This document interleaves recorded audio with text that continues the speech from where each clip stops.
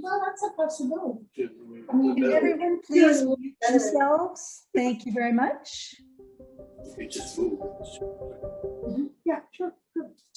$72.6 billion. That's how much the 9 nuclear-armed states spent on nuclear weapons in 2020. Taxpayer money during the worst global pandemic in a century, financing weapons of mass destruction.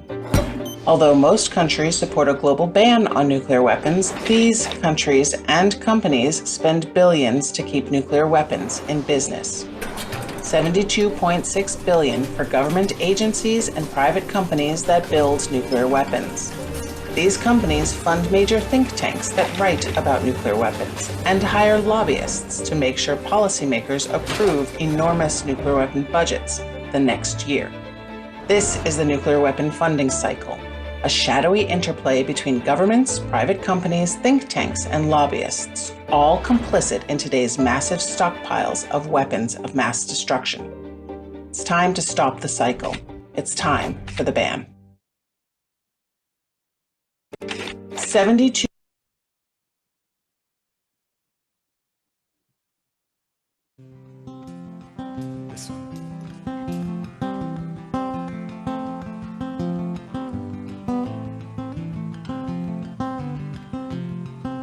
Now I've been happy lately, thinking about the good things to come, and I believe it could be something good has begun. Yes, I've been smiling lately, dreaming about the world as one, and I believe it could be someday it's going to come. 'Cause out on the edge of darkness there rides a peace train. Oh, peace train, take this country, come take me home again. 'Cause I've been smiling lately, thinking about the good things to come, and I believe it could be something good has begun. Oh, peace train sounding louder, glide on the peace train. Come on, peace train. Yes, peace train, holy roller, everyone jump up on the peace train. Come on, peace train. Now get your bags together, go bring your good friends too, 'cause it's getting nearer, it soon will be with you. Just come and join the living, it's not so far from you, and it's getting nearer, soon it will all be true. Peace train sounding louder, ride on the peace train. Come on, peace train, peace train.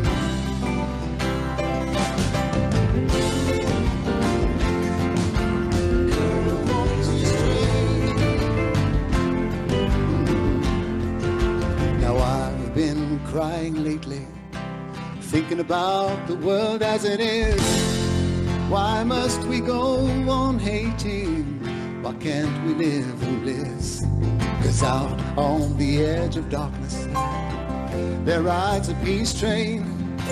Oh, peace train, take this country, come take me home again. Peace train sounding louder, ride on the peace train. Come on, peace train. It's peace train, holy roll, everyone jump upon the peace train. Come on, come on, come on. Let's come on, peace train, as it's the peace train.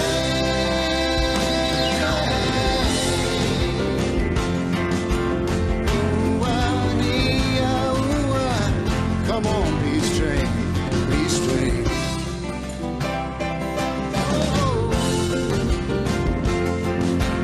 Oh, peace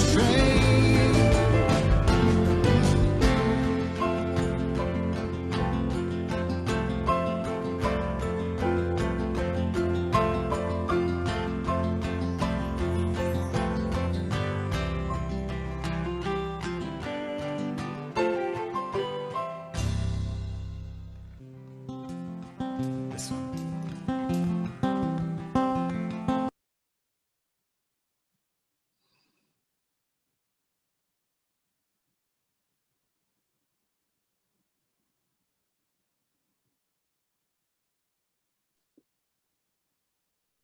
Okay, there were a couple more videos. Susie, do you have access to them? They should be at the end of that one, but oh well, that's okay. Sorry, I thought we were at the time. Sorry. Oh, well, Let's roll on in. Roll on in. All right. Thanks. Thanks so much, Susie. Okay. Welcome everybody to Pressuring the Nuclear Weapons Profiteers, presented by treatyalignment.us, nuclearban.us, the International Campaign to Abolish Nuclear Weapons, Don't Bank on the Bomb, and Massachusetts Peace Action. Special thanks to Cole Harrison for technical wizardry and running the Zoom meeting. I'm Vicki Elson. I'll be your host today. And thank you also to all of our co-sponsors. You know who you are. The videos were from Susie Snyder, Jack Cohen-Joppa, and myself. And the links to the whole videos, in fact, all the details about everything that we're going to be talking about here today can be found at treatyawareness.us. Just so you know, treaty alignment and treatyawareness.us are the same thing. But Treaty Awareness is the one that will open the website for you more easily. Also, this event is being recorded and it will be available soon. So you don't really need to take notes if you don't want to. Please ask questions in the chat and we'll do our best to answer them at the end if there's time. Meanwhile, please keep yourselves muted. We can also answer questions online afterward if need be. So we hope that 2 hours from now, you'll feel like you have a handle on some easy to use nuts and bolts tools for pressuring the nuclear weapons profiteers. We hope you'll feel confident about using those tools. We hope you'll be empowered to turn your outrage about nuclear weapons of mass extinction into powerful actions that really can make a difference. We really hope you'll choose to do at least one thing right away and then keep going. This is a good time to be doing this. The Treaty on the Prohibition of Nuclear Weapons, or Nuclear Ban Treaty, finally and conclusively puts nuclear weapons in the same class of illegal and unacceptable weapons as chemical and biological weapons. The treaty went into effect as international law on January 22nd of 2021, and everything to do with nuclear weapons is now illegal in the 54 ratifying countries, and that number will continue to rise. As many as 135 countries have expressed support for the treaty so far. So the International Campaign to Abolish Nuclear Weapons, ICAN, which is well represented on this call today, won the 2017 Nobel Peace Prize for facilitating the treaty. ICAN and its partner organizations are working hard. And meanwhile, the US doesn't want to sign this treaty, but we, the people, can demand that it does. We should understand two things about signing the treaty. Number one, it's not a radical idea. We're already obligated to under the Non-Proliferation Treaty from years ago. So technically it should have already been signed. As usual, big money in politics is getting in the way, along with propaganda saying that signing the treaty will make us somehow vulnerable or in more danger than we are already just from them existing. Number two, signing is not ratification or enforcement of the treaty. It would not trigger instant disarmament unilaterally by just one country at a time. It would just be a very, very good step toward working with the other nations to get rid of all the nuclear weapons. So this is my little graphic of a dove with teeth. Thank you, Susie. Okay. The treaty creates new risks for nuclear weapons companies and new leverage for the nuclear abolition that we can use that leverage, and we will use that leverage. The treaty gives us fresh legitimacy when we demand divestment and we demand that the companies get out of the nuclear weapons business. So we all have a dream of a world without nuclear weapons, and now with the treaty, we also have some teeth. First, before we get started, just take a moment to think of one person, animal, place, or thing that you love so much that you'll do anything to keep them safe from nuclear annihilation. You can just treasure them for a second, feel the love, and feel your commitment to their well-being. Thanks. Now, Sophia Rose Woolman from Massachusetts Peace Action joins us by video. Sophia, what do you want us to know about turning our outrage into action? Greetings. In our world today, the hegemonic economic system of neoliberal capitalism places profit as its ultimate goal and relies on and it creates exploitation and relationships of domination.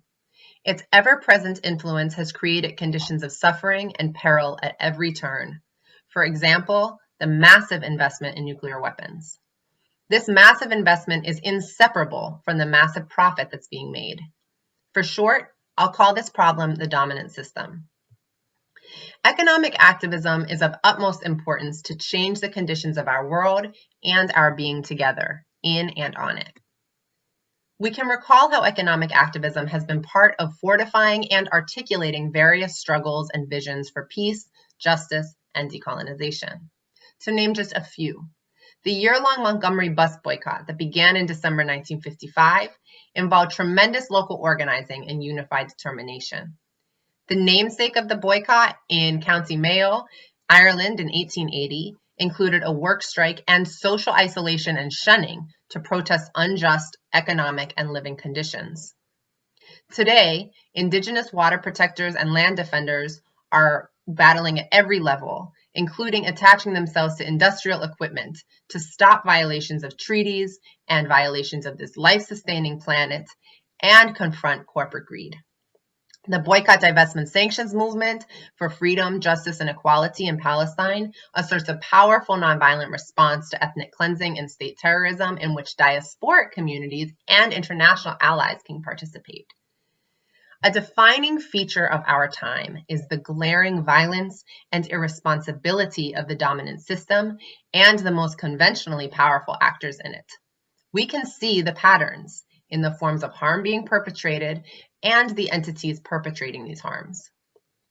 Economic activism, boycotts, divestment, shareholder engagement, direct action, protest, sanctions has a unique way of showing the violence of the systems of which we ourselves are part.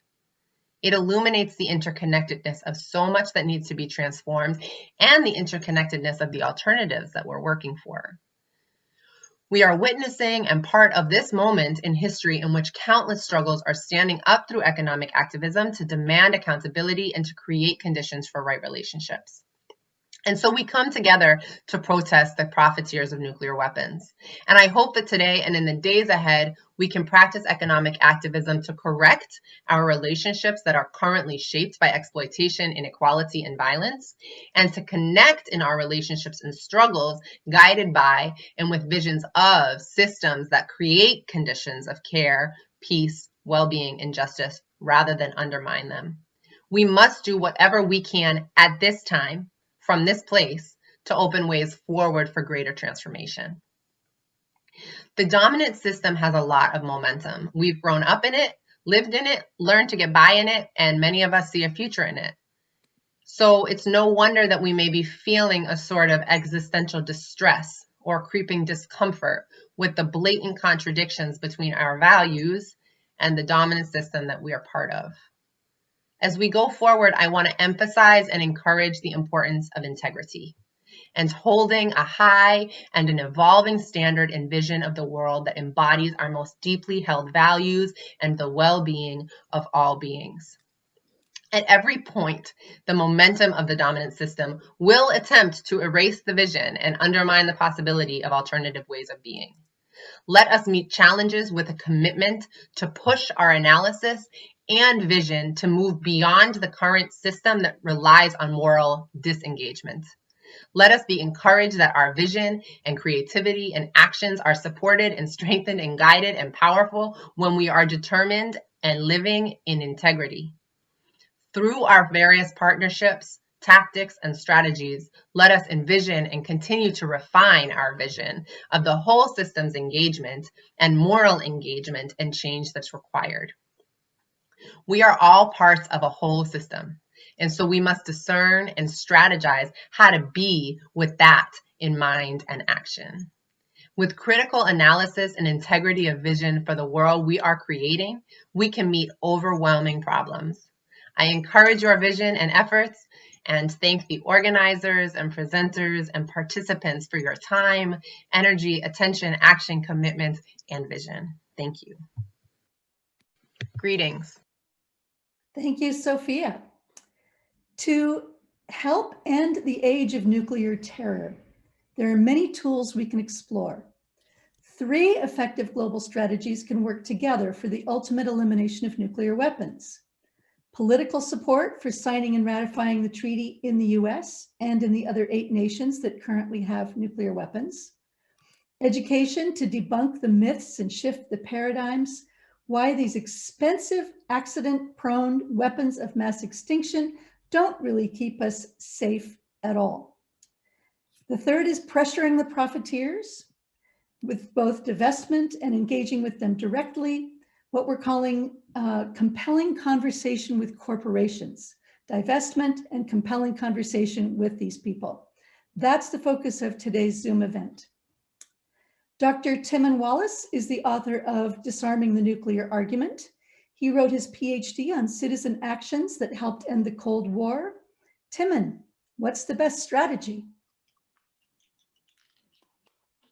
Well, Vicky, the best strategy is combining all 3 of those things, and especially the pressuring the profiteers, as you said. If you watched the video at the beginning here, you saw the link, the circular link between the think tanks, the companies making contributions to the think tanks that make us believe that we need these weapons, the companies that give money to the politicians to get them reelected, so they'll keep pouring money back into the companies. And we need to be pressuring the politicians, but we also need to be educating the public so we stop falling for this propaganda. And most of all, we need to be pressuring the profiteers to help them demand that the politicians use their powers to support companies in other ways than with nuclear weapons, because the companies, when they feel the pressure from the public, they will want to be in another business, and that's the key to our campaign, to be pressuring them. So history has shown, as Sophia said, over many generations of campaigns putting pressure on companies. At the end of the Cold War, we saw the citizens' actions succeeding in driving several companies, very well-known household names like General Electric and Ford Motor Company and so on, out of the nuclear weapons business, and so that they were moving into less controversial products. And it was working, and we should have kept at it, but we didn't, and now we're back having to do this again. But with the treaty, we have a renewed international legal and moral support for engaging with these companies. And although citizen boycotts, for instance, getting people to stop buying Nestle products or whatever, that's more difficult in relation to these companies, because the nuclear weapons companies on the whole have stopped making consumer products. But divestment and person-to-person pressure, what Vicky was calling the compelling conversations with them, these are all very, very powerful ways of putting pressure on these companies. And with the nuclear ban treaty, we now have the legal, economic, and political leverage to put on these companies that we didn't have before. I mean, the 54 countries that are now signed up and ratified with this treaty, they're legally committed not just to eliminate nuclear weapons, but everything to do with nuclear weapons. And that means the companies that make them, the companies that supply them, the companies that finance them and support them in any way whatsoever. So this is a very, very powerful tool. And we don't know yet what exactly it's going to mean in these countries and how the countries are going to apply the treaty, but it could have huge impact on the viability of these companies and even on executives from these companies who want to travel to countries and find themselves in violation of the law in that country. So it's riskier now than ever before to be in the nuclear weapons business, and we intend to make sure that these companies know that. Thank you, Timon. So what if we took all the money out of nuclear weapons and invested it in green technologies and other pressing human needs, Timon? Well, exactly, Vicky. As it happens, we have a tool for that as well, which is called HR 2850, the Nuclear Weapons Abolition and Economic and Energy Conversion Act of 2021. This legislation is in the Congress at the moment, and we want you to ask your member of Congress to co-sponsor it. There's a list of the co-sponsors of this bill so far. And in our 2019 report, which goes along with this bill, we explore how this would work. As you can see, if you go to the next slide, here we are, warheads to windmills. As you can see, the jobs in the nuclear weapons business, which are at the top of the map there in gray and black, could be converted to many, many more jobs in the green technologies that we need to address the climate crisis. And the statistics and the details and the work is all laid out there, and it's well established that we can make this transition if we want to. It's a matter of choice. Thank you. So we can save the world twice over. Hey. Okay, amidst the global pandemic, the 9 nuclear-armed countries have increased their spending on nuclear weapons. I don't know about you, but that just really scares me. I know that the priorities are going that way. We're all trying to keep each other alive, and they're building nuclear weapons. ICANN, PAX, and Don't Bank on the Bomb have just released a report breaking down global spending on nuclear weapons in 2020 and showing you who's behind it. They've also taken a look at the role of think tanks that take money from the nuclear industry. This might make you angry, this report, and you might have to do something about these companies. As it happens, the author of this report called Complicit, Susie Snyder, joins us now. Hi, Susie. Hi, everybody. Thank you so much for joining us today. I'm going to talk a little bit about the spending because part of what drives us, like there's a lot of reasons that we want to change the world. We want to change the world because we want to hold on to the things that we treasure. As Vicky reminded us when we started, we held that image of things that we care for so much that we want to protect. And sometimes, if you're like me, I got started working on nuclear weapons because, to be perfectly honest, they irritated the heck out of me. And irritated is a word I'm using that's very mild because they are some of my friends from the faith community here, and I don't want to be super offensive, but ordinarily I'd swear, and I'll try not to do that today. Part of what makes me so angry and part of what feeds my outrage is the fact that just last year alone, in the US, $70,000 a minute was spent on nuclear weapons. Now, I don't know about you. I don't live in the US anymore. I didn't get a stimulus check. But if the government can afford to spend $70,000 a minute on nuclear weapons, y'all got robbed. And you should be angry. But this is not just politicians that are doing this. And that's why we're here, is because this isn't just politicians, all right? This is more than that. They feed an industry.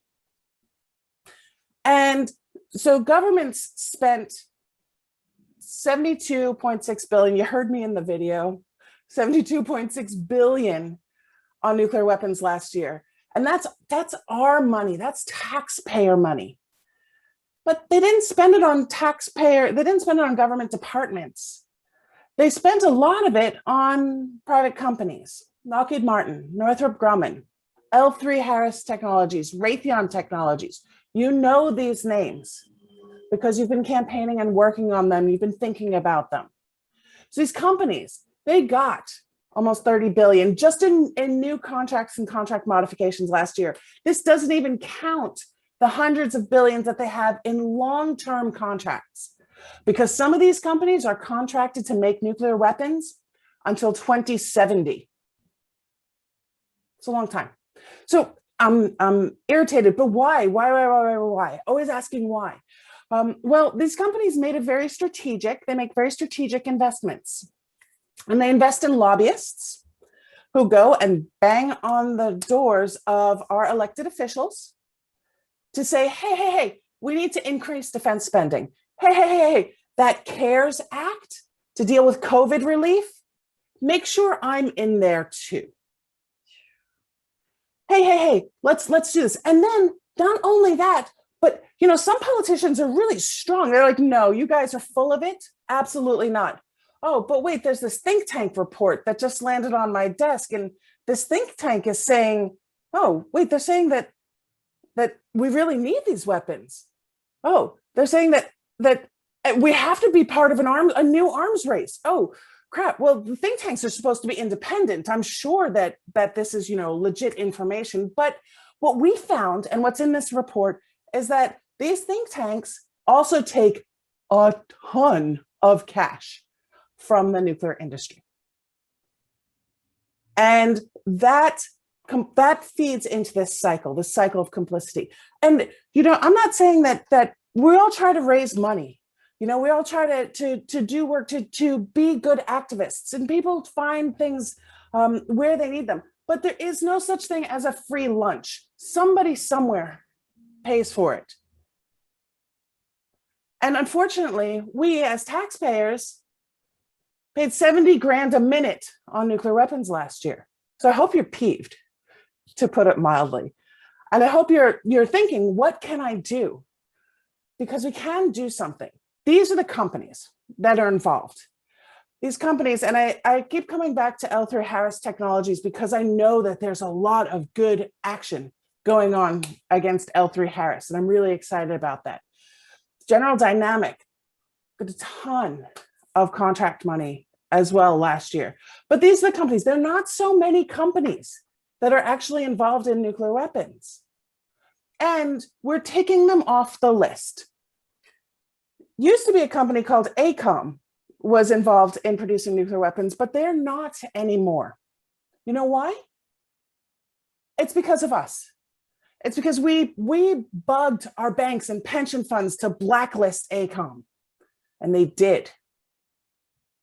And ACOM sold off all of its interests in nuclear weapons. It's no longer a producer. That's pretty cool. It took a while, and it took a lot of cooperation. Nobody does this alone. But it's something that we have done together. And we can, there's 30 companies here. We can take them off the list. We have a treaty. We have great people we get to work with.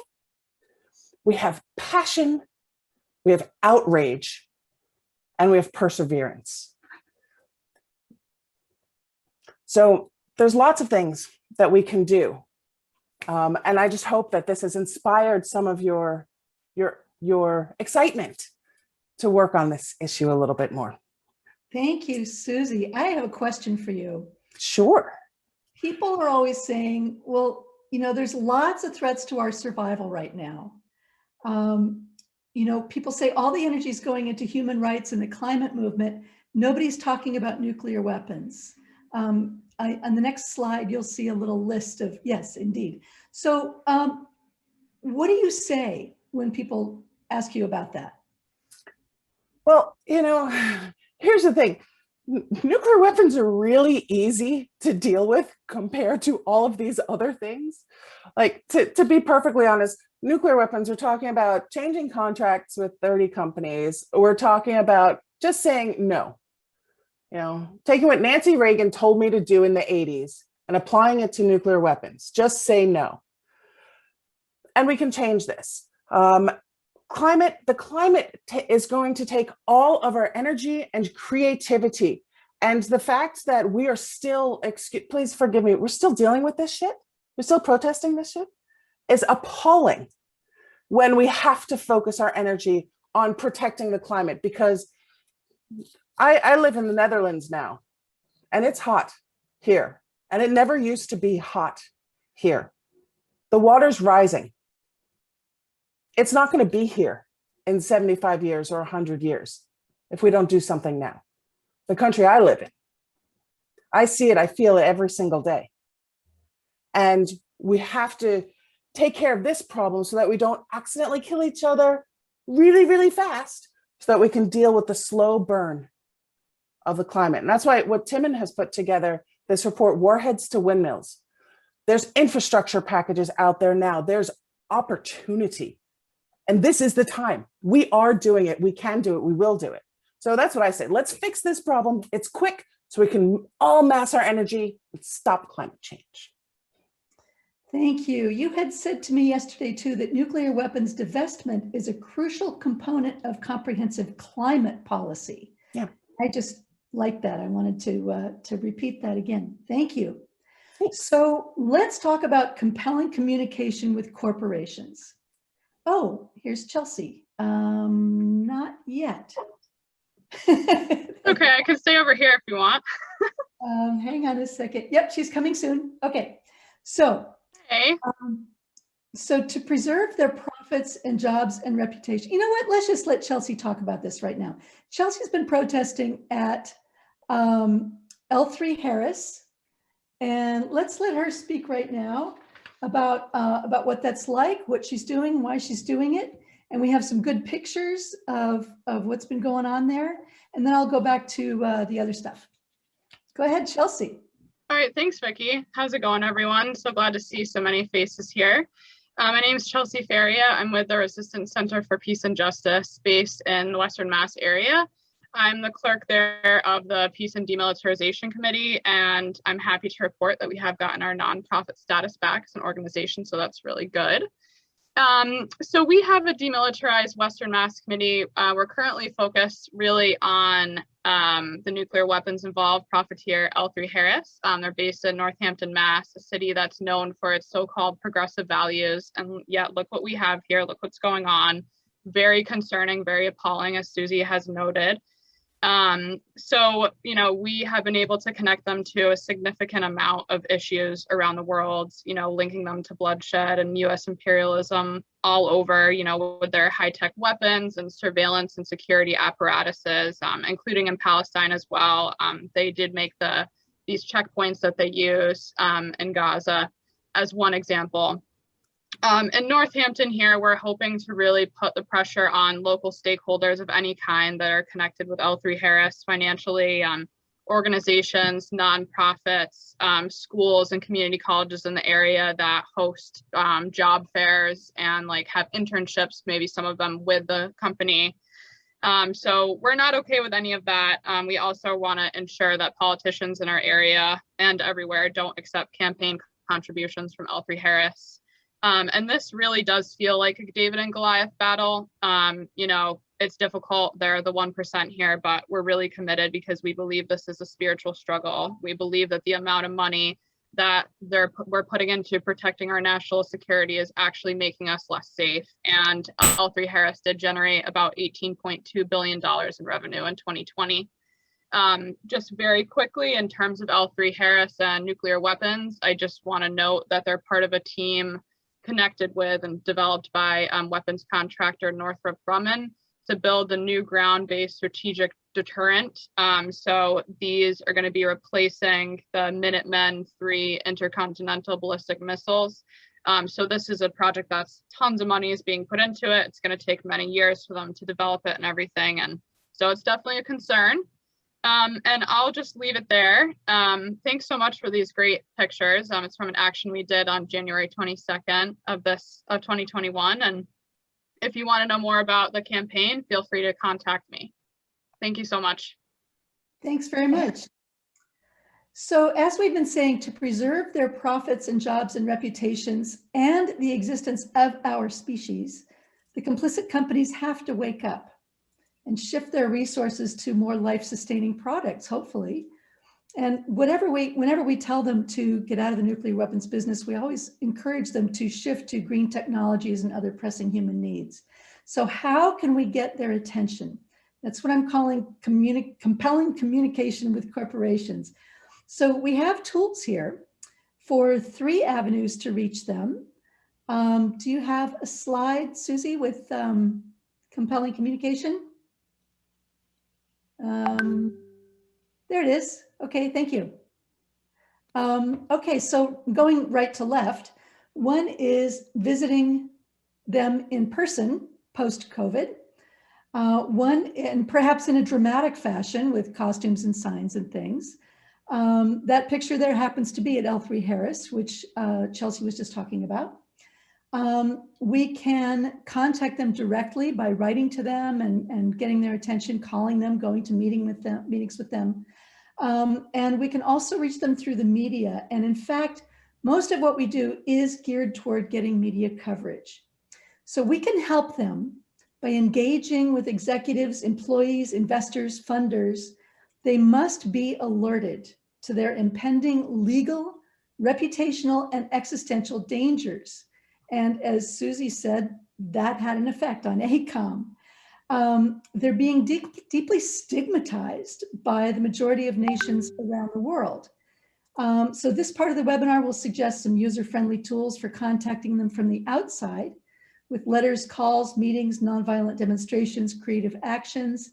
And then the next part of the webinar will be about influencing from the inside with divestment and shareholder action.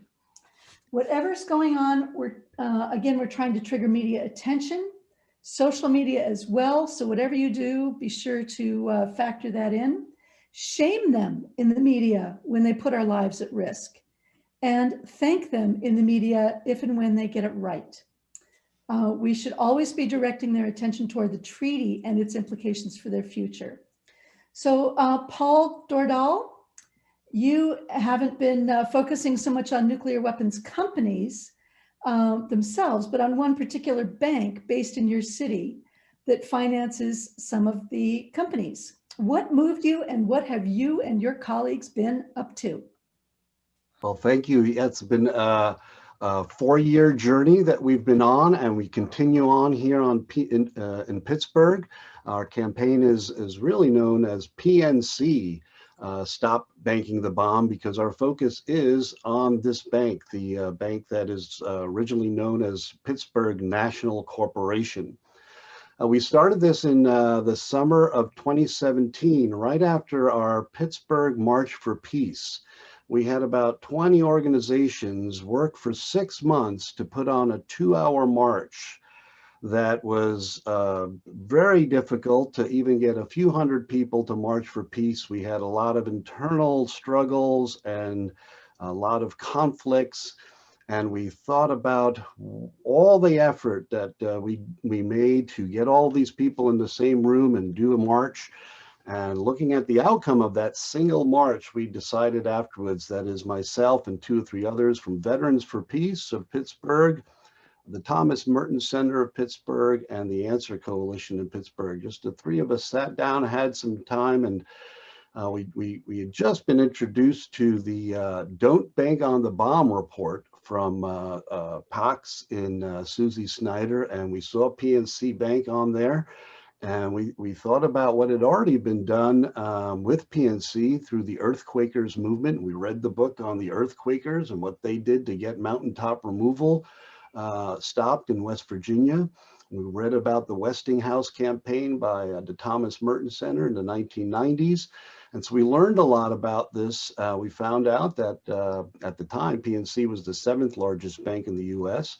They're now the 5th largest retail bank in the US. And that the head of the PNC Bank Corporation, or PNC Financial Corp, was William Demchak. And if you just Googled William Demchak, he used to be at Morgan Stanley. And when he was at Morgan Stanley, his nickname with his fellow bankers was the Prince of Darkness. And if you read any articles on him, he was deemed that Prince of Darkness because he had so many radical ideas about derivatives. And the derivatives that he came up with literally caused the banking crisis in 2008 and the global recession that happened afterwards. Instead of putting Mr. Demchak in jail where he belonged, he got to be the CEO of PNC Bank. And we can see that this is a bank that is focused only on profit. And so in September of 2017, we formed our campaign with about 20 organizations and said, we're going to do a long-term campaign to get PNC to stop banking the bomb.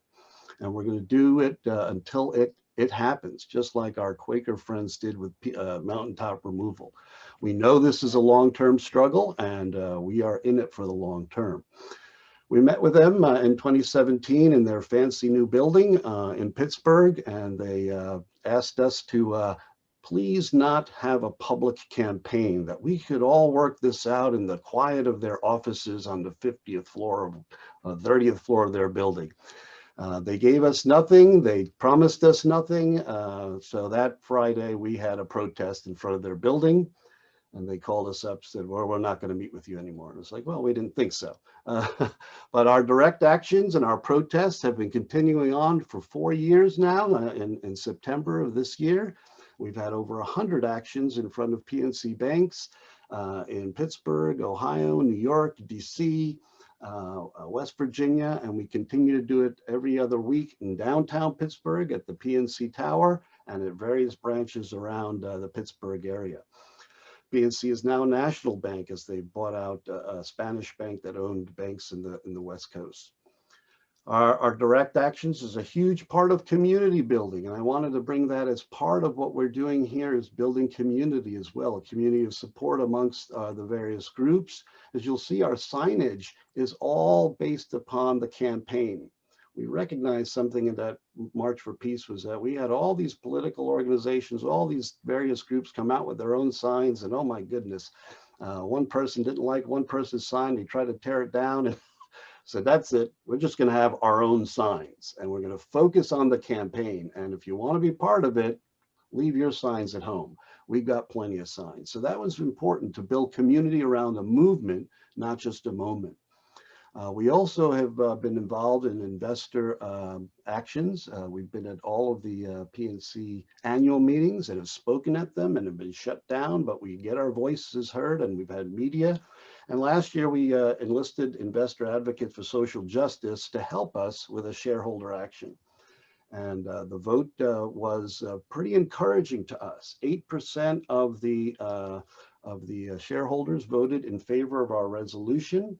And that was we were hoping to get 5%, we got 8%. I do want to just tell you a quick story about one of our members of our Stop Banking the Bomb campaign. He invests with Domini, I think it's Domini, a large social justice investment firm. And he told them about PNC's investments in nuclear weapons, and they didn't know about that. And so they actually agreed to vote in favor of our resolution, and they were the single largest shareholders to vote with us against PNC.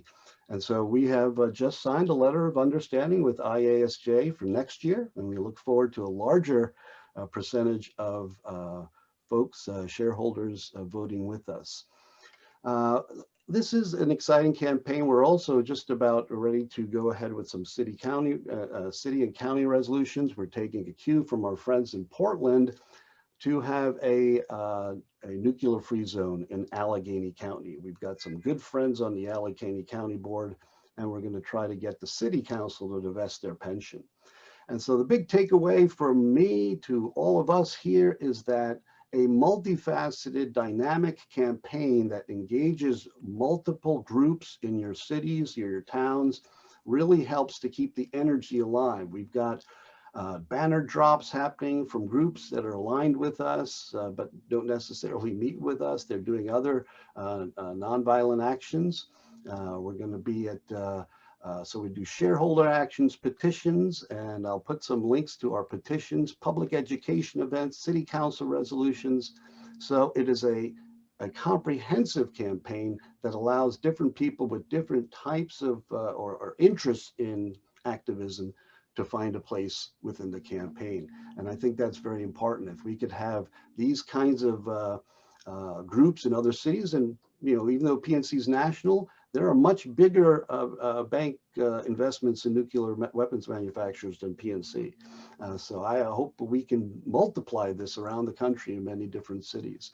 And so thank you so much for letting us tell you about this great campaign that will hopefully come to an end because we win. And we are planning on winning. I finished a lot of my email communications to the campaign on our listserv as we will win, because I believe it, and so do all of our campaign members, which number is close to 100 different people over on any given month. We have about 100 people join in on our activities. So keep the faith. And just love working with other organizations, work with your local Veterans for Peace, WILP, all these great peace action, plenty of people to work with.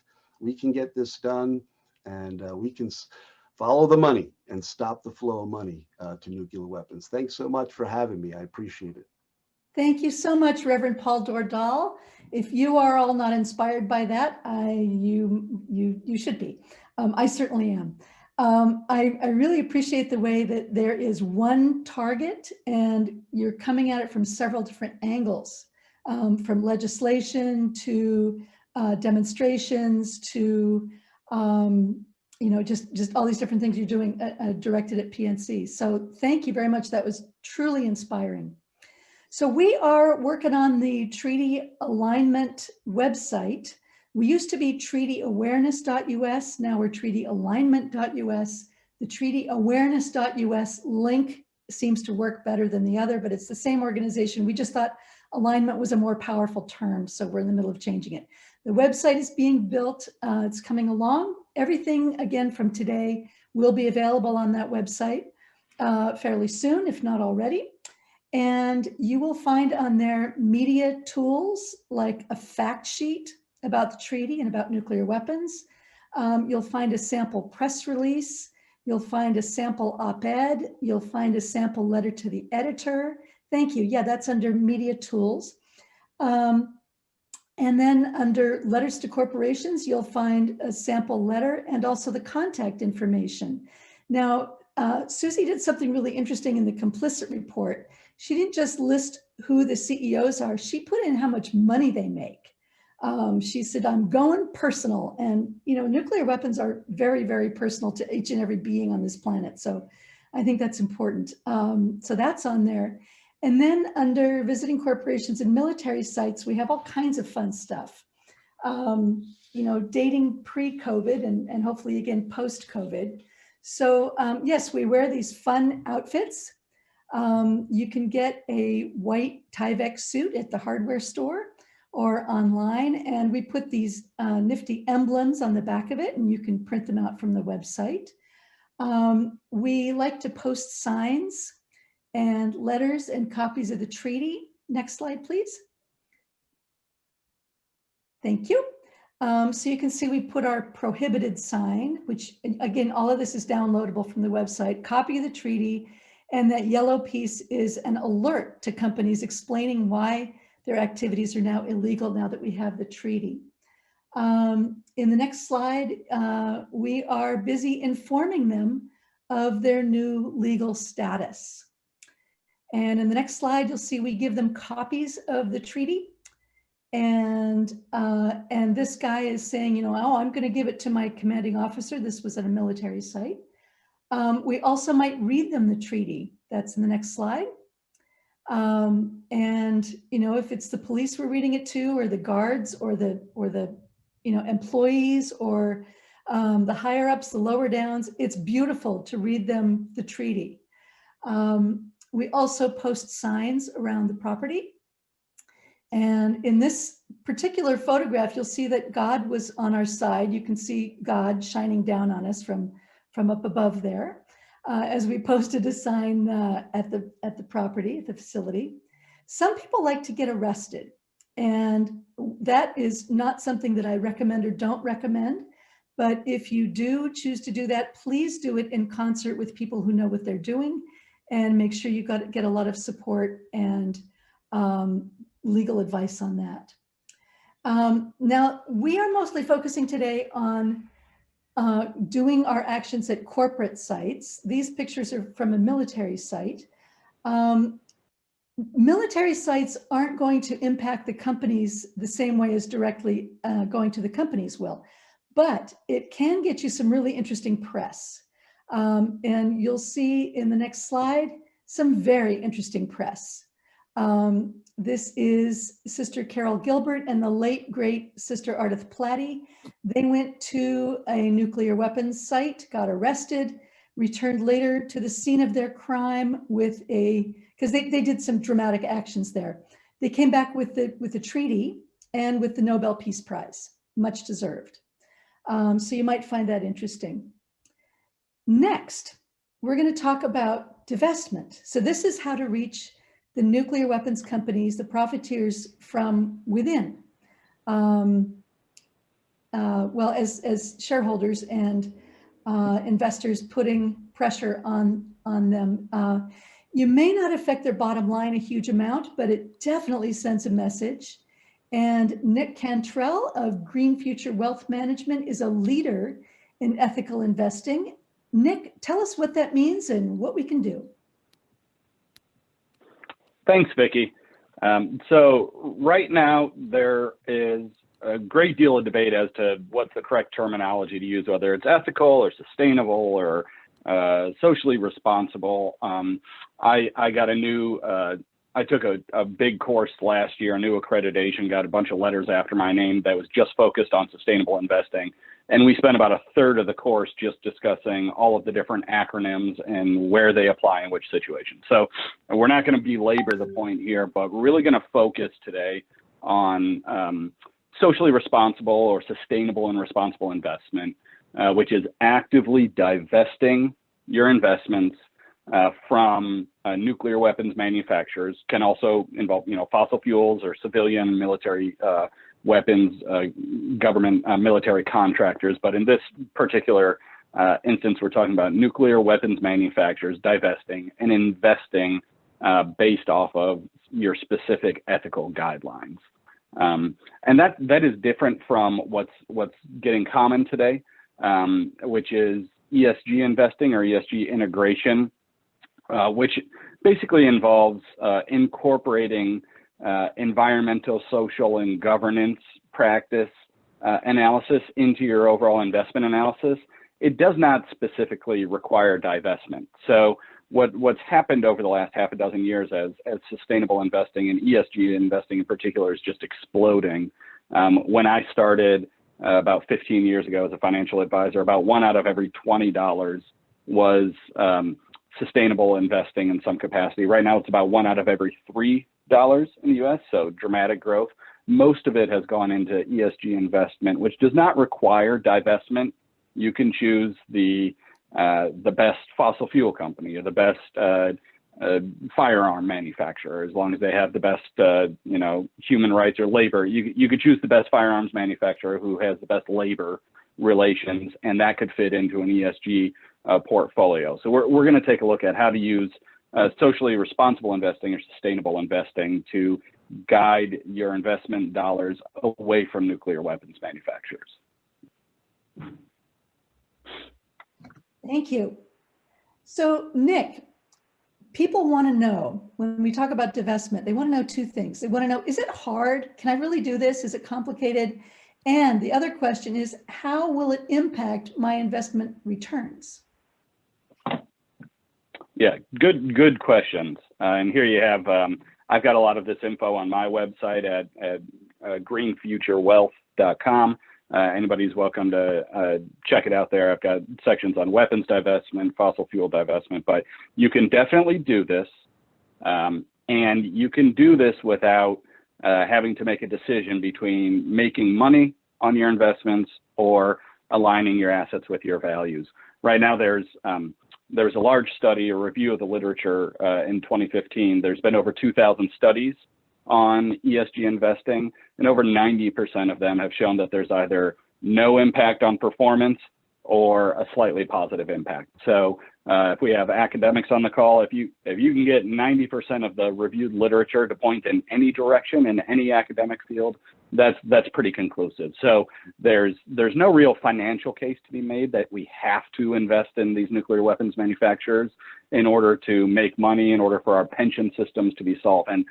There's no data to support that. I've never seen a single study that supports that. This is some research, and I tend to like, because I work with regular individuals and not pension funds, I tend to like pictures because I think they're pretty easy to follow. So this is based off of some research that I put together. We use this at our engagement with Yale as a part of nuclearban.us with Vicki and Timon, and Susie helped tremendously with that as well.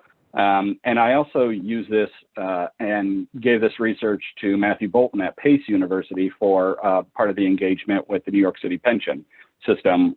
So this actually came right out of that pension report. Nuclear weapons are a risky business. But what I did here is I took all of the nuclear weapons manufacturers that you can purchase in the U.S. as an individual investor that are publicly traded, and I charted them out here. And as you move from left to right, you take more risk. So the far right side is the riskiest. And if you move from the bottom to the top, you get more reward. And so in a perfect world, every single stock that you owned would be what I refer to as hanging out in Seattle. You'd be up in that upper left quadrant, in the northwest quadrant, because you would have taken less risk than your peers, and you would have received more reward. The returns would have been higher. There was not a single nuclear weapon manufacturer over a 10-year period that had that. The worst place, of course, to be hanging out is that lower right quadrant, what I refer to as hanging out in Florida. And as you can see here, the majority of the nuclear weapons manufacturers are hanging out in Florida. They're taking more risk than their peers, and they're receiving less reward.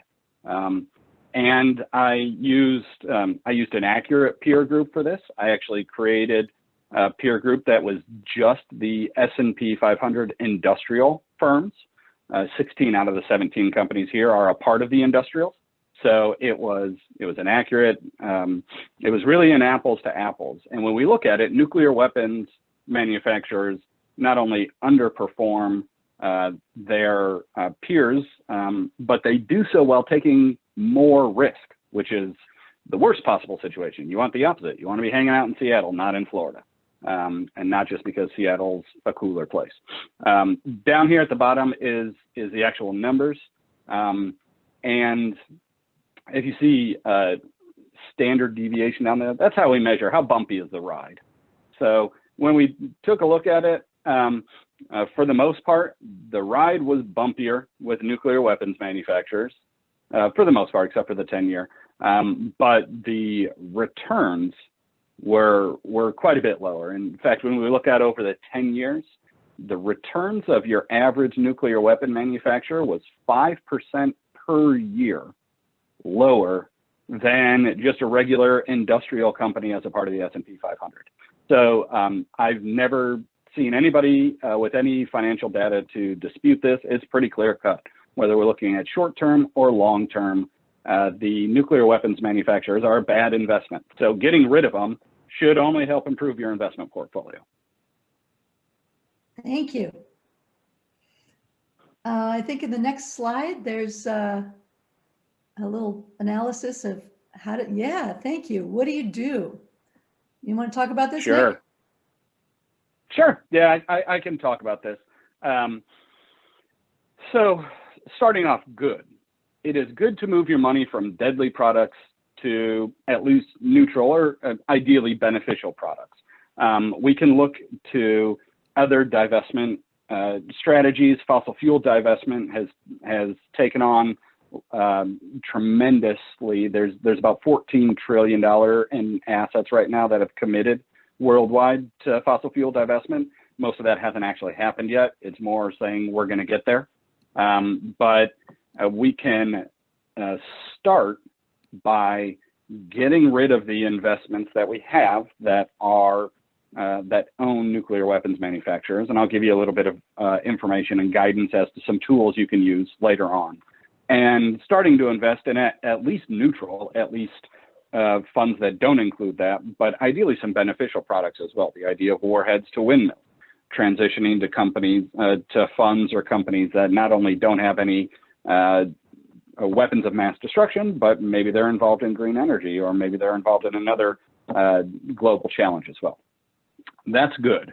Better is to, as a part of this process, write to the companies to let them know why. When we do this as an intentional action with a new client, they may come in, we'll analyze what they have. Oh, you own Raytheon and you own boom, boom, boom, boom, boom. And we'll come up with a plan to move them into a portfolio that doesn't include that.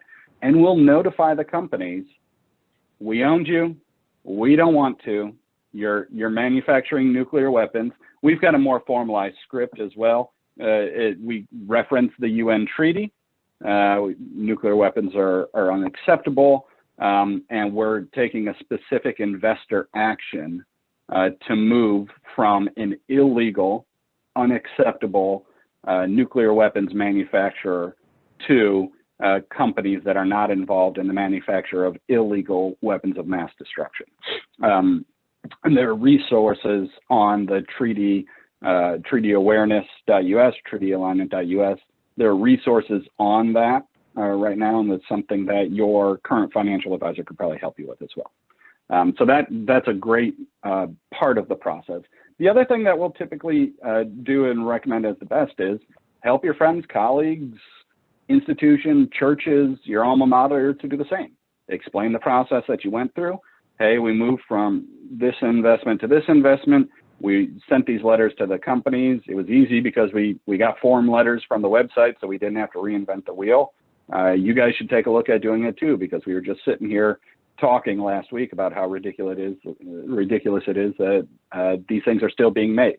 And that would be the best. Initiate the change yourself, inform the companies, and then help your friends, colleagues, churches, organizations, alma maters to do the same. And that's something that you can do even if you don't have any investments yourself. You know, even if say you're a college student, you know, you could help your university to divest, you know, or your faith community or your employer. You know, there are so many things that you can do even if you're not an investor yourself. So it's worth understanding how this works. And as a side effect, if you are an investor, you're encouraging the financial industry to expand socially responsible investing when you do this. So Nick, I know that part of what you're doing is trying to wake up your colleagues and get everybody on board with socially responsible investing. And when investors demand it, that helps. So Nick, let's talk about the nuts and bolts of how to divest. So first of all, as an individual or family, do you have an investment advisor? Yeah, so if you do, great. You're paying them to manage your money. Tell them you don't want to invest in nuclear weapons manufacturers anymore, and they should be able to get it done. I will say the caveat is the vast majority of financial advisors don't know how to do this, but if you tell them it's important to you, the good ones can figure it out. Or they can work with somebody else who knows more than they do about it, and it can be a learning experience for them, and then they can help the rest of their clients that want that as well. So if you work with a financial advisor, then let them know that it's important to you and tell them to go figure out how to do it if they don't know how to do it all themselves. They may be sitting there saying, they may know how to do it and they are just uncomfortable starting the conversation. So it may be something that is easy for them to accomplish.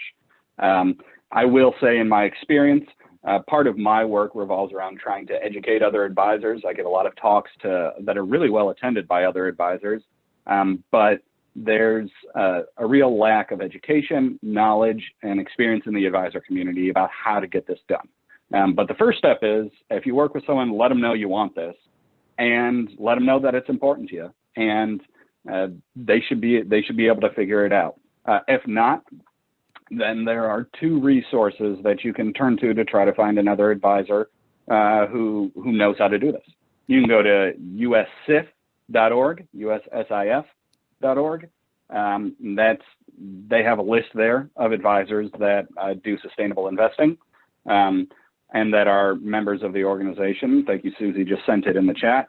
The other one is you can look for people that have that credential that I got last year that is just for people who have specific deep knowledge in sustainable investing.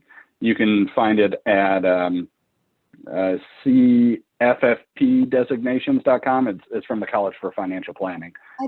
And you can look for people with that chartered SRI counselor designation. And we can send that out in the chat as well. Yes, thank you. Thank you, Susie. And everybody who has that has really deep knowledge there.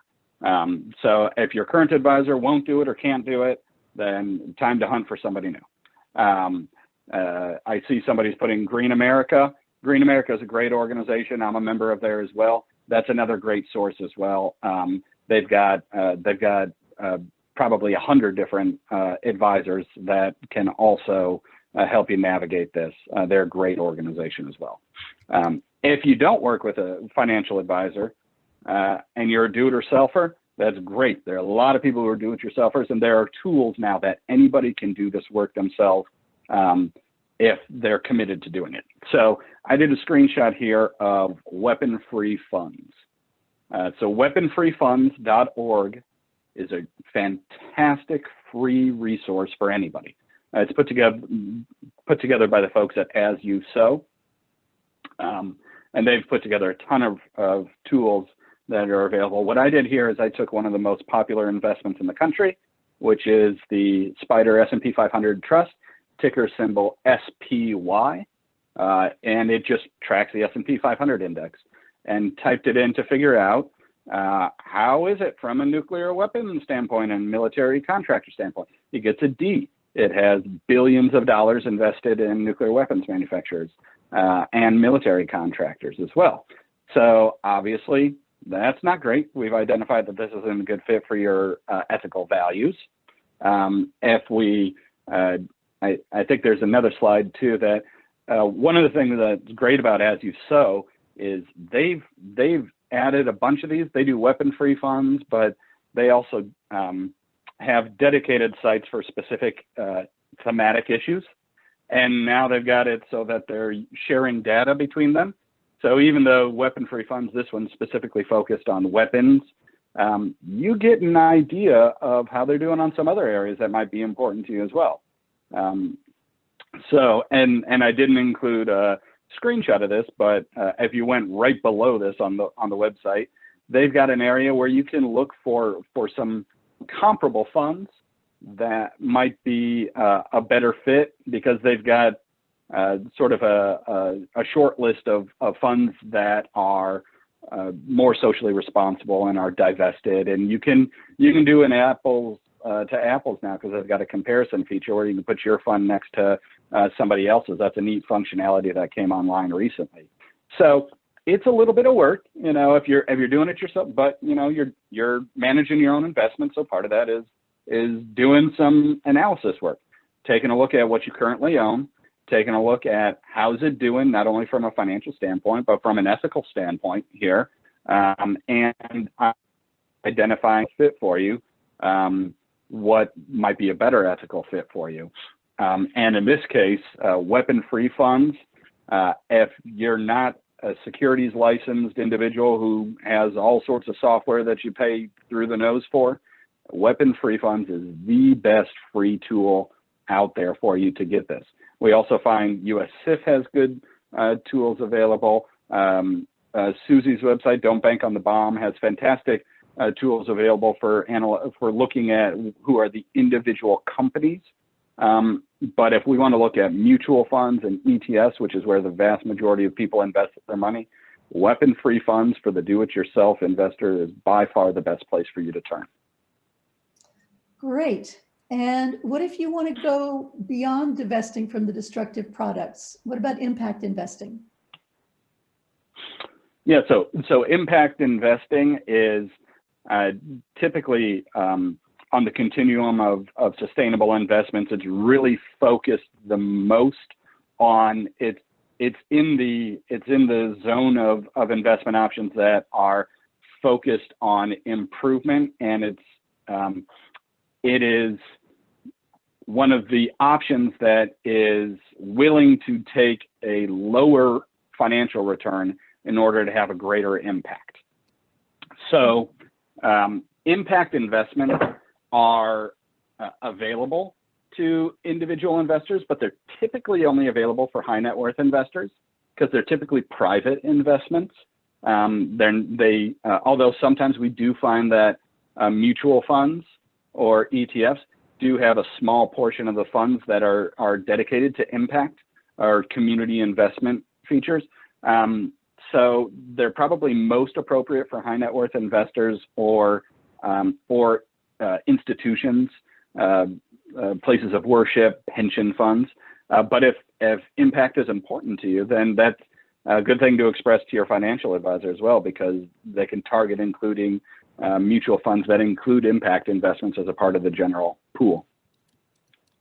Okay, so. And if you are part of a board of a community of worship, you may have access to some impact investments through either, Friends Fiduciary, if you're Quaker, the Unitarian Universalist Common Endowment Fund. They have some pretty deep impact. I go to some UN Sustainable Development Goals conferences, and there's some pretty deep impact, global impact, folks who are out and doing development work in Africa and drilling wells and things like that. Once again, typically reserved for large institutions, but some great options. So Vanguard, BlackRock, and Fidelity, do they have socially responsible investing products? It depends on who you ask. If you ask them, yes. So they definitely have ESG products. They will incorporate environmental, social, and governance factors into their investing decisions. And they do have, they'll have some alternative energy funds and everything. You have to be very careful using the largest firms, Vanguard, BlackRock, Fidelity, a couple of the other largest firms, because they typically are not divesting. So they might take a look at environmental, social, and governance factors, but they're not always going to be using a divestment strategy. They also tend to have a very poor track record of voting shareholder proxies. We were talking earlier about shareholder engagement, and like BlackRock wants me to use their funds, and I told them I won't until they get a better track record on how supporting ESG shareholder resolutions. They've gone from opposing 80% of them to opposing about 65% of them. So it's still not good enough, but they're moving in the right direction. I would say in general, your best bet is going to focus on some of the smaller firms. Paul had mentioned Domini funds, fantastic, but a lot of the smaller sustainability focused firms are going to be a better fit for sustainability investing just in general. Great, thank you. So what about pension funds? Can I clean up my pension funds? So they're a little bit tougher. You can definitely do it. In fact, we've got some action right now, state pension funds at the Massachusetts State House and Senate right now, where we're trying to get them to do exactly that. A lot of pension funds don't publish their holdings, but they control a tremendous amount of money. So yes, you should absolutely be working as a part of collective action to get state and municipal pension funds to divest. Massachusetts Peace Action has really taken the lead on that in Massachusetts and doing phenomenal work with that, in my opinion. If you're a part of a corporation that still has a pension, lucky you, because there's not a ton of those left, but they probably do not publish what their investments are, but you are a stakeholder in that pension fund. So particularly if you're part of a union, you can work as part of a collective group. But even if you're not a part of a union, you can work as a collective group to reach out to the folks who have a say in what gets held in your pension fund, and encourage them and request and demand that they divest from nuclear weapons manufacturers. So you could organize a letter writing campaign with the other people in your pension fund to write to the pension board, for example. Absolutely, absolutely, and ask to speak to the pension board at their next meeting. They have regularly scheduled meetings. State pensions have a track record of this, and I know our colleague Jonathan King put this in the chat as well. There is a precedent in states for divesting from cigarette manufacturers. Many of them took a hard stance years ago on the apartheid movement. So there is precedent at a state level for divestment actions. And I think now with the passage of the UN treaty, nuclear weapons are a prime target for the next divestment action among state pensions. And can you tell us a little bit about what's going on in New York City with their pension fund? Yeah, so they're currently in the works, as somebody told me, to divest their pension funds from nuclear weapons. New York City they don't have one big pension fund, they have a number of them, but there is support amongst the city council. In fact, last I heard, it was a veto-proof majority of support for them to divest. It is a process. I believe that the comptroller is at least agreeable to it at this point in time, after there was a pretty lengthy engagement with the comptroller, and I believe that the comptroller's office is on board as well. Now it's now I believe they're trying to put just a legislative framework in place rather than having it be a decision that we decide today and then reverse 5 years from now. But they are on track and on their path for divesting, which would be a tremendous win. It would be, I believe, the largest US-based public pension system to divest from nuclear weapons manufacturers. What a precedent. And to do so intentionally. Yeah. Great. Thank you. And then there's the question, thank you so much, Nick. Then there's the question of where we do our banking. Susie, can you talk about that?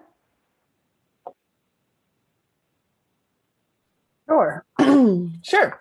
Thanks so much, Nick. I think this is really exciting. And as an original New Yorker, I'm always all for this shift in New York City.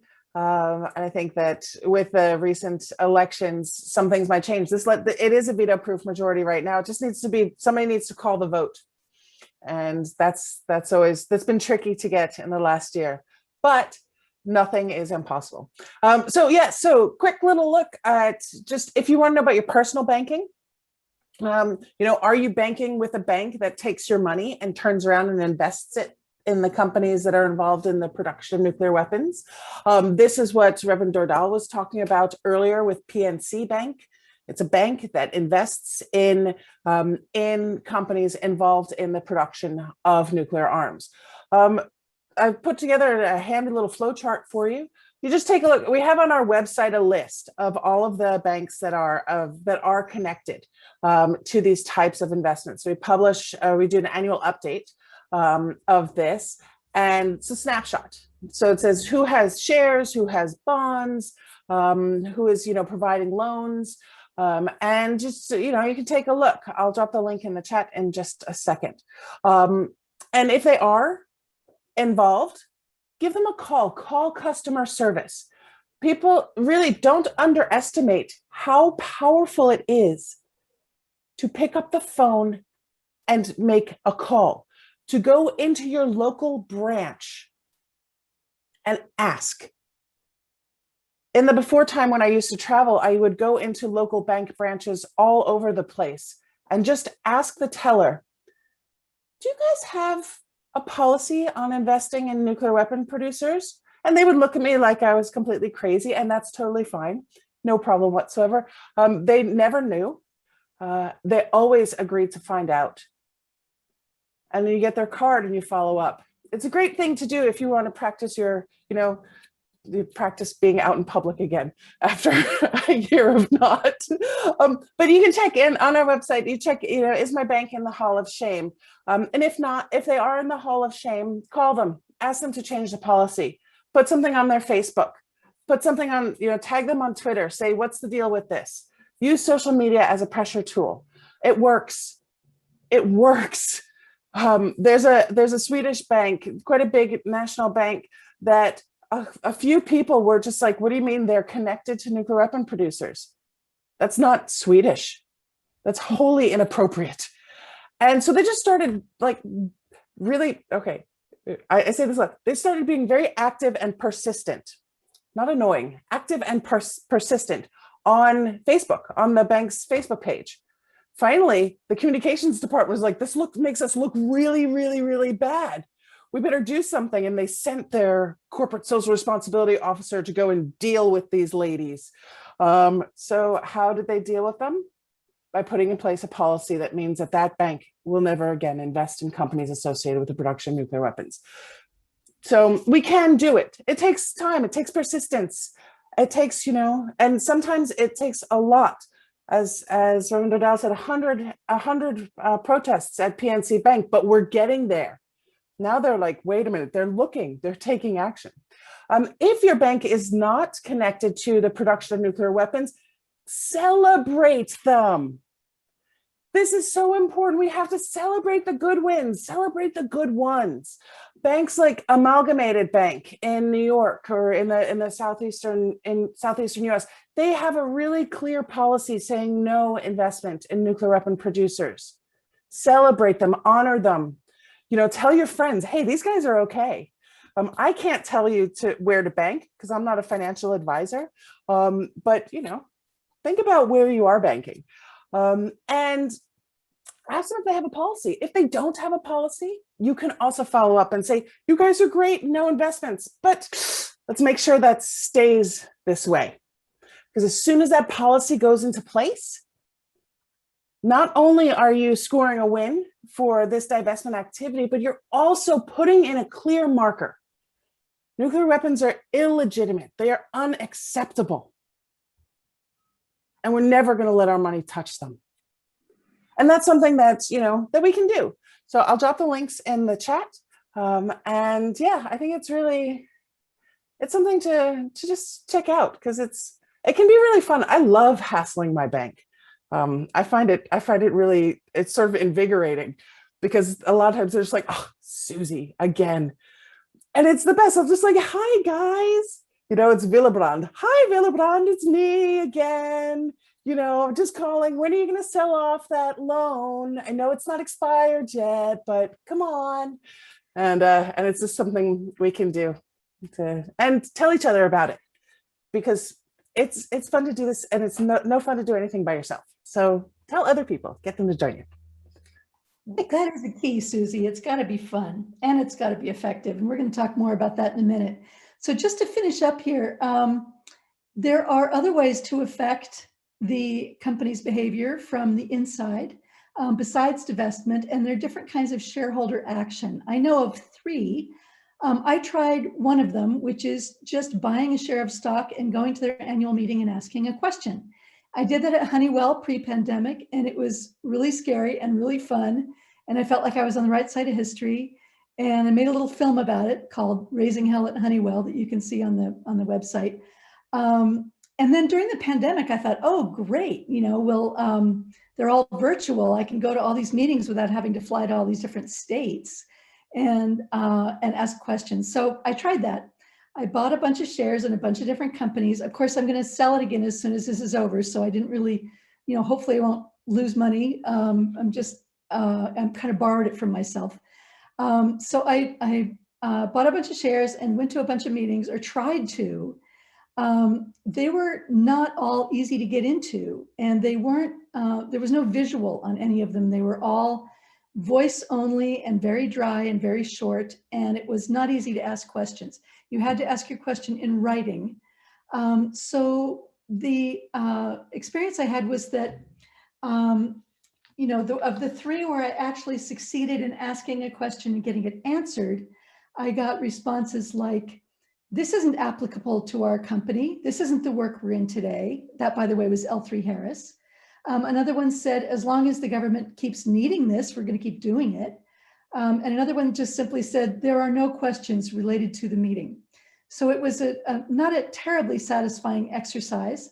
But I think that post-pandemic, it might be worth coordinating a team to go to these things in different parts of the country and going in person and standing up and asking your question. My question, by the way, ended with, as this product is now illegal under international law and shareholders are facing legislative risk, will you adapt by converting nuclear weapons scientists and infrastructure to green technologies and other pressing human needs? Question mark. You have to phrase it as a question.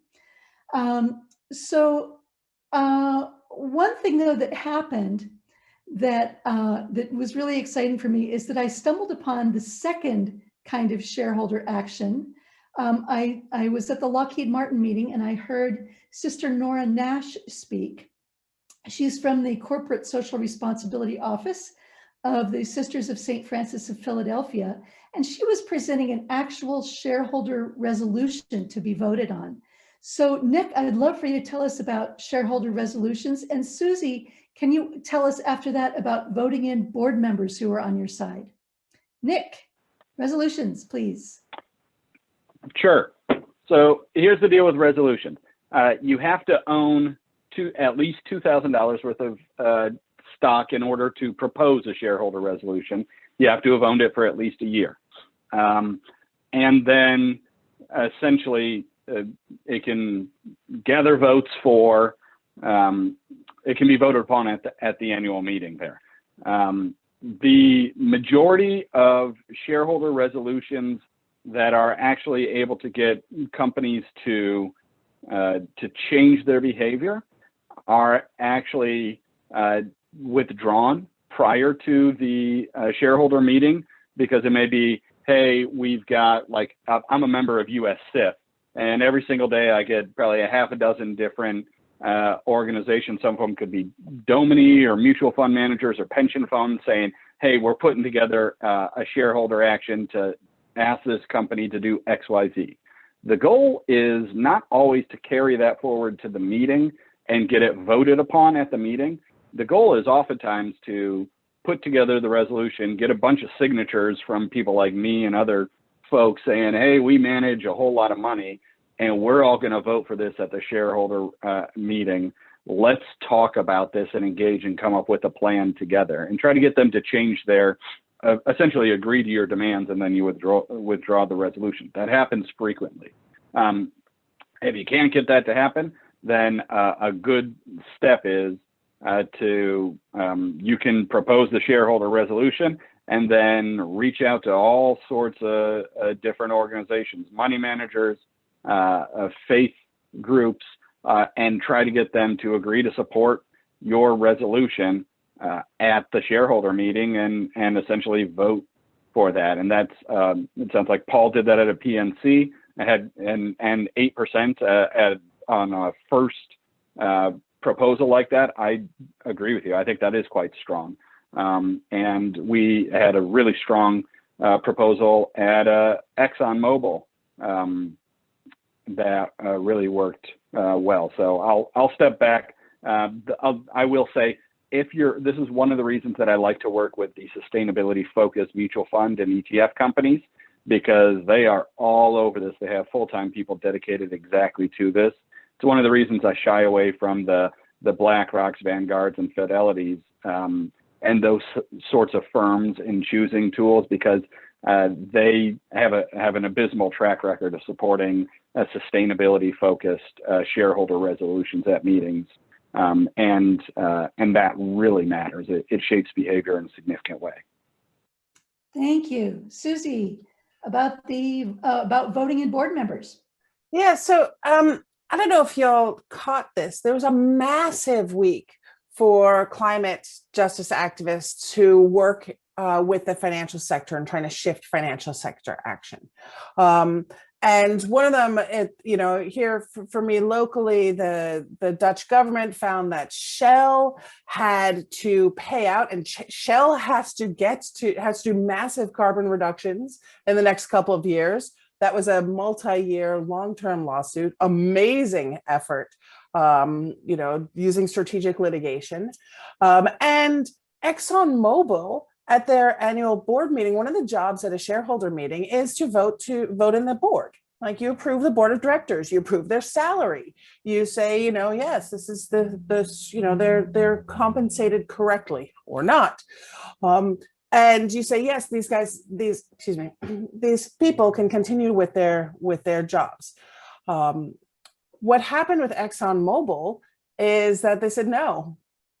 Who the company is putting forward as a board, no, we don't want them. We want somebody who has knowledge on climate to come in and sit on the board.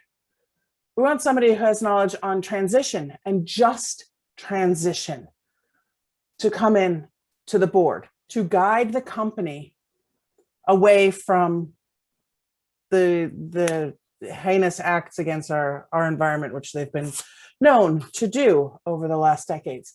So it's something that shareholders came together to choose to do. And again, as Nick said, this doesn't happen out of nowhere. It happens because people take the time, put the energy in, and they build up support.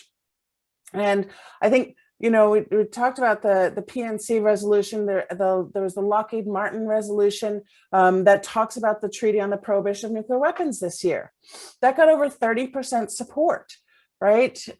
We talked, I don't know if it's mentioned, that there's also a resolution at Northrop Grumman this year that talked about the Treaty on the Prohibition of Nuclear Weapons. And these were framed in the context of human rights due diligence.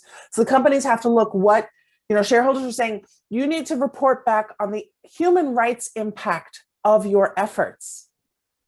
Because we all know nuclear weapons destroy human rights, right? They're, whether it's by manufacture or by use, they have a nasty legacy. So these are two other resolutions also put together by our friends at the Alliance, Investors Advocates for Social Justice, and I'll drop their links as well. Really incredible activities that you can't do alone, but can have a significant impact. And it's not so impossible to bring together others who share this, who share your passion, who share your desire to do this. And I think it's really cool. It's a cool change that we're seeing. Thank you. Thank you both so much. So here's the big question. I don't want to waste my energy. I want to coordinate with others for greater impact. I want to represent the abolition movement well and get my facts straight. I want to practice and model nonviolence in everything I do. Most of all, I want to do things that are going to be effective to get rid of nuclear weapons. But I also want it to be fun, because if it's not fun, nobody's going to do it with me. So Susie, Nick, Timon, what are the most effective and fun ways to spend my time and energy? Who's inspired?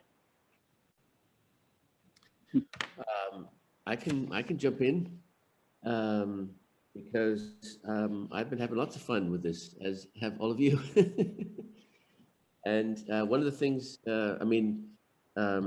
Susie mentioned ACOM, feeling the pressure and pulling out of the weapons. We had the opposite experience with Honeywell, which was that Honeywell, as most people know, used to make thermostats, and they were in every single person's home. They were in every church building, every public building. And so this was right after the treaty was signed in 2017. We started writing letters to Honeywell. Vicky mentioned going to the shareholders meeting and meeting the board in person, but we started writing letters. Thousands of people wrote letters all over the country to Honeywell saying, we don't want you making nuclear weapons, and if you're going to keep making nuclear weapons, we're not going to buy your thermostats and or your welly boots or whatever. and local Quaker meetings started doing that, and other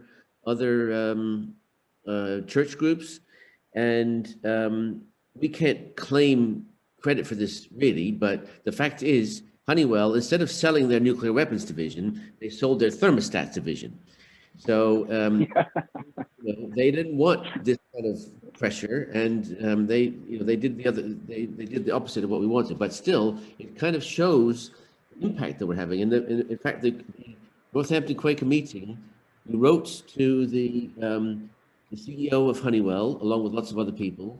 We got a letter back, not from him, but from his vice president in charge of legal affairs, I think it was, saying, "Oh, don't worry, Honeywell's not doing anything illegal," and we had correspondence back and forth, with this woman, vice president of Honeywell, and in the end, admitted, well, yes, we are making nuclear weapons, and yes, the treaty does make it illegal, and so the Quaker meeting pulled out.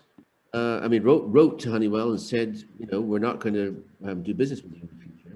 And that's fun when you're doing it with other people and when you're doing it together, but it's incredibly powerful when you see some of the responses from, you actually get a response from a company, or you, like Susie said, you walk into the bank and ask them questions. You can feel the power that we have, because these companies don't like controversy. They don't like public pressure. They don't like people saying bad things about them. That's a big part of their value as a company, is their status in the world, and we're threatening that, and that's fun. Ellen. I was just looking at the correspondence that the Northampton Quaker meeting had with Honeywell, and it's actually pretty hilarious. It's like, well, could you please stop doing this? Oh, we don't do that. Well, actually, you do. Oh, well, I was thinking about reading all the letters out loud just because it would get a laugh. It's really fun. That was fun, and it seems to have also been perhaps effective. Thank you. What else is fun and effective, everybody? Susie, you're always having fun. Yeah. Oh, it's so true. I do have a lot of fun, but it's also because I think really deeply, what is the right tactic for the change that I want? And so I get to have a lot of fun because I don't feel like I'm wasting my time. And instead, I'm really thinking, okay, who can give me what I want? How do I get to them most directly? And it's funny because with this work, with the divestment work in the financial sector, it's very indirect.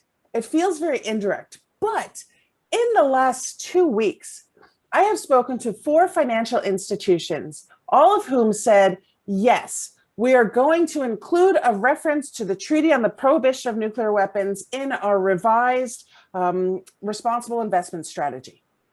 And one was in Canada, one was in the UK, one was in Mexico. Mexicans are kind of awesome when it comes to nuclear weapons issues. And Canada, UK, Mexico, and where's the other one I talked to? Now that it was in the US.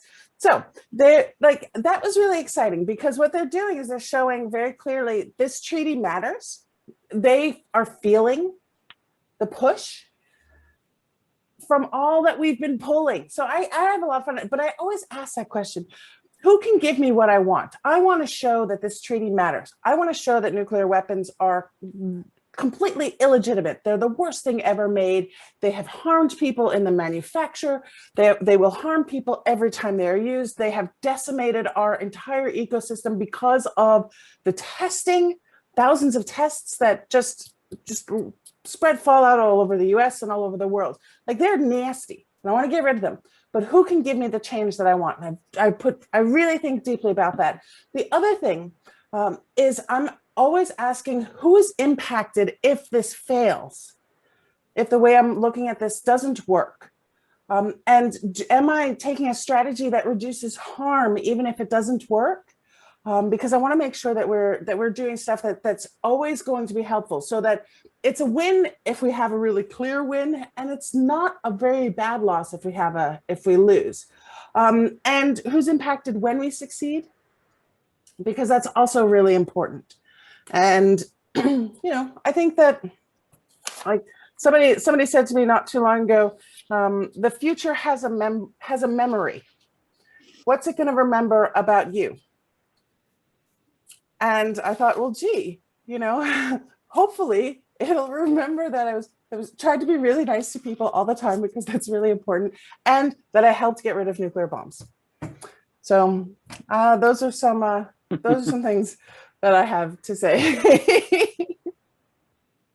Thank you, Susie. Nick, you want to add anything? Sure. Yeah, I'll add some. I'm not sure if it's anyone's definition of fun, but I have helped hundreds of people divest their personal investments from nuclear weapons, and the thanks that I have gotten from folks and the description that people have given me about how they feel a sense of peace. I had one person tell me that they feel closer. One woman told me, I feel closer to my grandchildren after doing this, because I feel as if I'm working to protect them. So it's probably not anybody's definition of fun, but a feeling of satisfaction and peace and well-being. And it's also really not all that difficult to do, even if you're doing all the work yourself, because there are some great tools yourself. So I think that's a great first step, and that's an individual action, or individual with your advisors. I think the fun comes of doing collective work. I've really enjoyed doing some of the actions, some of the legislative action with Mass Peace Action. I thought has been great. Putting together proposals and engaging with some of the financial institutions. And I think, some of them have been more effective than others, but I think that we've moved the needle on all of them. So I think you can get a satisfaction from doing this work yourself and sort of taking care of your own house, making sure that your assets are aligned with your values. And then I think if you want to really have fun, talk to the people around you who think likewise, and pick a target and go after them. And for me, it's not all black and white, but going after bad guys is pretty fun to me. So that's what I do. Pick a target, get your group who all agree or have similar feelings to you. Who you're going to slap a target on, go after them. Thank you. And it's pretty hard to think of anything in the world that's more important than this issue right now. So thank you so much. And then when we get rid of nuclear weapons and work together as a planet to do that, that's going to give us it's going to lay a lot of groundwork for coordinating as a planet to solve all the other big existential problems. This one is relatively easy to solve. You take the warheads off the delivery systems, and then you go on to solving other problems. So with that optimistic spirit, here's just a summary of what we've talked about today, the things you can do. You can divest your investments and those of your community from weapons of mass extinction. You can contact the profiteers, give them hell, tell them why you've divested, demand, whether you've divested or not, get in touch with those profiteers, demand that they stop making nuclear weapons to protect their own families, to protect everything they love. And then, this is, as Paul Dordal was saying, and everybody else has said too, that when you connect with others and you work together to stop the flow of money and propaganda, put the truth out there, that's really fun, and it's really important, and it's really effective as well. So you will find on the website treatyalignment.us, and if that doesn't work, try treatyawareness.us. They're the same thing. You will find a list of organizations. You'll find all of today's information, links to resources, the recording of today's webinar. You'll find all the, when we finish the website, which we're still working on there, all the tools for divestment will be in there and everything else too. So Also, there's a couple of other organizations listed here that you might want to check out. We are part of a big movement, and spread across all kinds of organizations with some slightly different agendas, like Code Pink and World Beyond War want to get rid of all war. I think I could support that. Now we do have some time left. We have a few minutes. You've all been very good about staying muted. And now if there are burning questions, do we want to pull them from the chat? Somebody else is going to have to help me decide this. Or do we want to invite people to go ahead and ask questions? Should we go ahead and do a raise hand feature? Let people ask their most burning questions? Yes? Sure. Okay, Cole, can you help us with that? So to raise your hand, go to the bottom of your Zoom screen where it says reactions, and there will be a little thing that allows you to raise your virtual hand. Yay, thank you, Cole.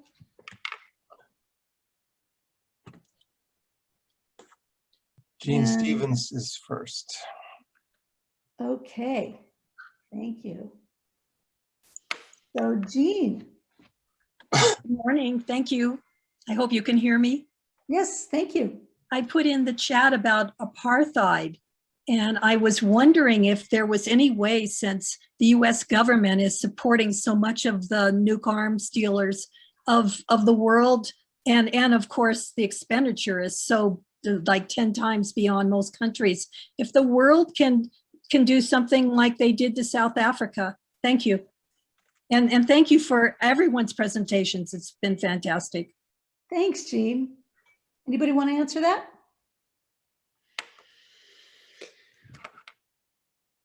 So we've talked a lot about the Treaty on the Prohibition of Nuclear Weapons. And that treaty, the countries that have joined that are coming together early next year, probably in January. They're going to meet up in Vienna. And one of the things that they're going to do is figure out, how do we work on getting every country in the world on board this treaty? It's part of their job when they joined up that treaty. They agreed that they would pressure others to get on board.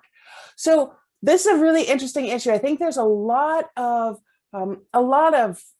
back and forth. How do you best apply pressure on, let's face it, the most heavily armed country in the world? Right now, they are doing everything they can to keep their nuclear weapons.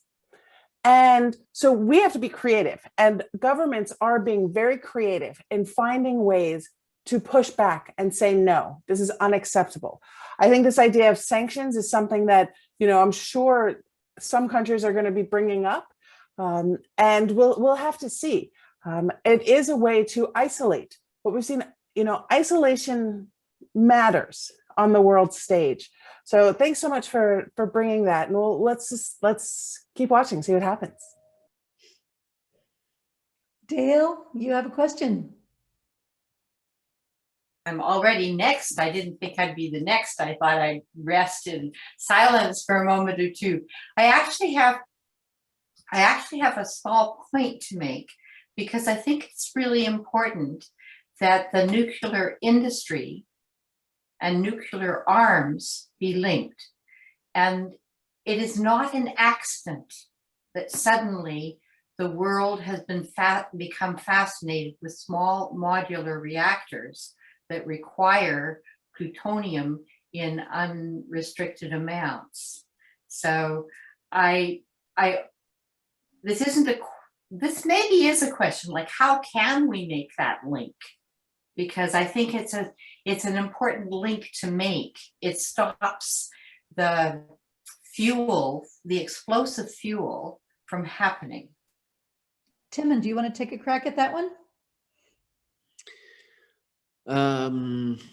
Sure. I mean, the Treaty on the Prohibition of Nuclear Weapons, like many of the other treaties before it, is a bit limited when it comes to addressing nuclear power stations. There's a lot of countries that love them and want to keep them in their, atoms for peace and not atoms for war and this kind of thing. And there are certainly people in the climate movement who are pushing modular reactors and all these other, just even ordinary nuclear power as we've known it as a solution to the climate. And we know that those are wrong, and that, as you said, there is this very intricate link. I mean, we wouldn't have nuclear power at all if it weren't for the subsidy because of the nuclear weapons. So we've got to keep raising that, and people like you have got to keep bringing it up in these kind of meetings. But it's a longer term struggle, and as I said, we don't have all the countries behind us because there's still a lot more work to be done on that. Thank you. Thank you, Timon. Can I just comment? Thank you, Timon. I appreciate that, because I really do think that we have to focus on the treaty and getting those guys in Vienna. I mean, those are big issues, but in the back of your mind, remember that we've got to cut off the fuel. Thank you. Yale, you have a question. Well, actually, I want just to as I mentioned in the chat, I wanted to introduce you to the International Center for Multi-Generational Legacies of Trauma, which is fully committed to abolition of nuclear weapons, and also is working on the layer of the personal connection from generation to generation. So on our council, we have on our honorary board, we have Hiroshima survivors. On our council, we have Hiroshima children and grandchildren of survivors. And I was very touched by the personal connection that was mentioned, both in terms of, part of a strategy for divestment, but also part of reminding the investors about their own grandchildren. So you're welcome to add us to the list of total supporters. And I agree with the involvement in Vienna, of course. Well, thank you so much. And thank you everybody for coming. Again, everything will be available at treatyalignment.us or treatyawareness.us, which will continue to be expanding. And we look forward to seeing what y'all do next. So I hope you're inspired. I hope you feel like you're comfortable with some tools now. Take a moment to think again about that person or place or thing that you love so much, and just take a moment and enjoy the feeling of maybe there's really something you can do to help protect us all. Thank you so much. Bye, everybody.